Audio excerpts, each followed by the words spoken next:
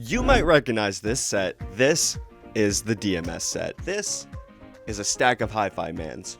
We have my hi-fi man Dekoni Cobalt, we have an HER9, and we have this R7 Delta X. And I'm going to shove this in his face and we'll figure out what the key differences are. Right next to me is a measurement head and torso simulator known as the Brüel & Kjær Type 4128C. His name is Brandon. He's named after Brandon.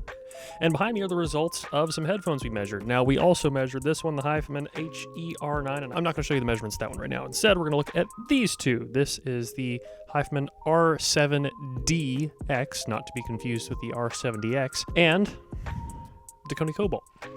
This is Dylan's baby. He birthed this. This came out of his body and now is in the world for you to listen to. They look very similar on the outside, but it ends up they are very different headphones, as we can see here. So I'm going to talk a little bit about the squiggly lines, and then I'm going to send it back to Dylan, who can do other talking things, tell you about whatever else he wants to tell you about.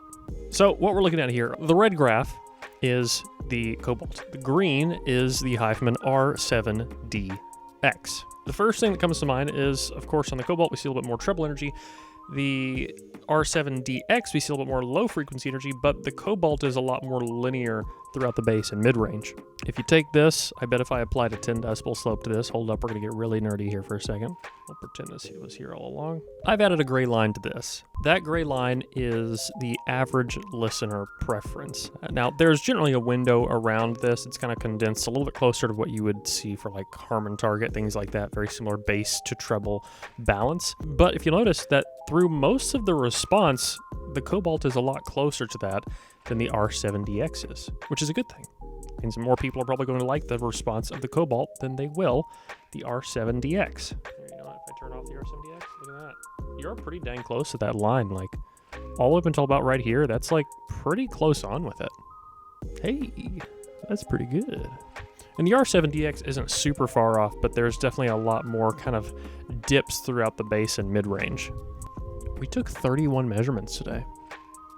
It's a considerable amount.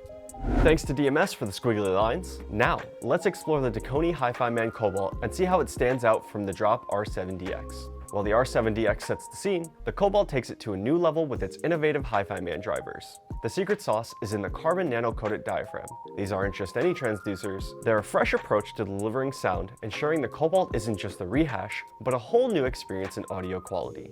But that isn't the only thing that sets it apart from the pack. The Cobalt earpads are a game changer too. We're using high-density heat-activated memory foam that adapts to your head shape for unmatched comfort. For those of you who often struggle with ear comfort, our deeper, more plush pads are a big win, providing ample space and eliminating that annoying ear rub. We include 2 sets of our premium earpads with the Cobalt, which allows for distinct sound signatures. It's like having 2 headphones in one package. You get our Elite fenestrated sheepskin pads for a balanced sound profile, and our Elite velour pads, which enhance the higher frequencies in stereo imaging, making your music feel more alive and spatial. To wrap it up, the Dekoni Hifiman Cobalt isn't just a recycled version of the R7DX, but an entirely new approach with brand new driver technology and Dekoni audio engineering that amps up the sound signature and comfort of your listening experiences. A huge shout out to DMS for a scientific perspective. Check out the Cobalt at DekoniAudio.com, and for more cool content, hit that subscribe button.